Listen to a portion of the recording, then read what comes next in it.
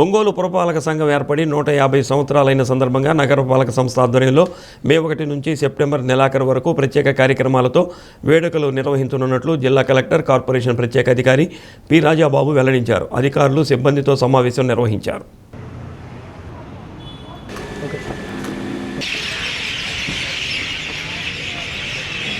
5 నెలల పాటు జరిగే ప్రత్యేక కార్యక్రమాల్లో ప్రజలను భాగస్వాములు చేయాలని అన్నారు.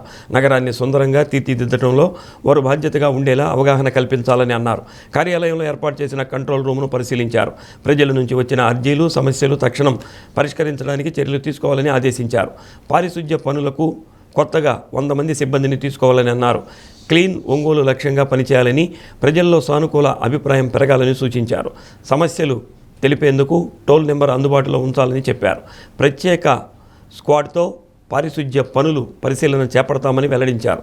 ఇంజనీరింగ్, రెవెన్యూ, పారిశుధ్య సిబ్బంది నిర్వహిస్తున్న విధులపై ఆరా తీశారు. కొత్తగా 100 మంది పురుష కార్మికులను తాత్కాలిక పద్ధతిపై విధుల్లోకి తీసుకోవాలని, 2-3 నెలలు వారి పనితీరు పరిశీలించాక కోవిడ్ కార్మికుల జాబితాలోకి మార్చాలని సూచించారు. పారిశుధ్య నిర్వహణ పరంగా ABC కేటగిరీలుగా విభజించి C కేటగిరీపై మరింత దృష్టి పెట్టాలని స్పష్టం చేశారు. సిబ్బంది పనితీరును తెలిపేందుకు ప్రతి డివిజన్లో ఒక సీనియర్ సిటిజన్ను బ్రాండ్ అంబాసిడర్గా నియమించాలని అన్నారు. బహిరంగ ప్రదేశాల్లో వ్యర్థాలు వేయకుండా CCTVలు ఏర్పాటు చేయాలని సూచించారు. శానిటరీ సెక్రటరీ, ఇన్స్పెక్టర్ నుంచి వచ్చిన హాజరును ప్రామాణికంగా తీసుకుని సిబ్బందికి జీతాలు చెల్లించాలని ఆదేశించారు. Municipal corporation, Ongole municipal corporation ఆఫీస్కి రావడం జరిగింది.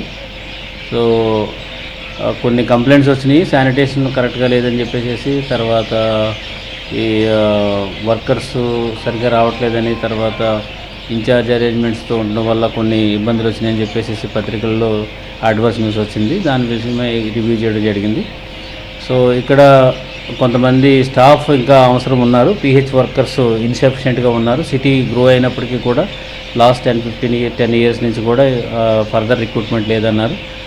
అది కూడా ఎగ్జామ్ చేయడం జరిగింది. అదేవిధంగా వెహికల్స్ కూడా కొన్ని కావాలని చెప్పేసి ఒక రివ్యూలో తేలింది. అది కూడా మేము ఎగ్జామిన్ చేస్తున్నాము.